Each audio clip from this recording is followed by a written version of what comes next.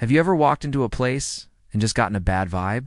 Like something isn't right here? Can't put your finger on it, but you just need to get out. Well, maybe you've experienced something similar to what Brian Shaffer felt the night he vanished. It was a Saturday night in 2006, and Brian and his friends were looking to let loose. They started off the night by going to a couple bars in Columbus, Ohio, and around 1 a.m. they ended up at the Ugly Tuna Saloona.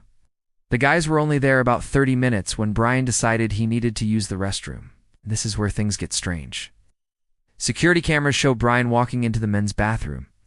He was on camera for a full minute, but when he came out of the bathroom, he vanished. There was no sign of a struggle. No one appeared to be chasing him. He just seemed to disappear into thin air. What is even weirder is that everyone who entered the bar that night was accounted for except him. Everyone left the bar that night except for Brian.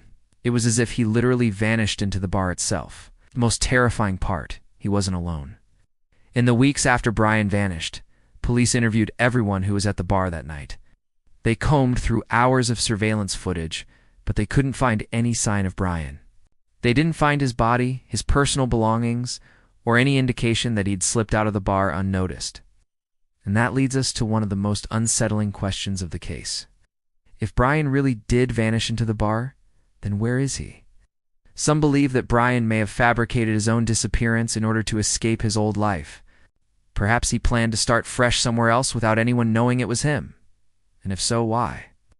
Why would he stage his own disappearance? What was he running from? Others believe that foul play was involved. Maybe someone lured Brian out of the bar that night, silencing him forever. But again, if this is true, why? Who wanted Brian dead and why? So what really happened to Brian?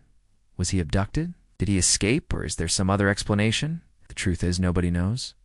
What makes this case so terrifying is that we may never know what happened to him. He simply vanished without a trace.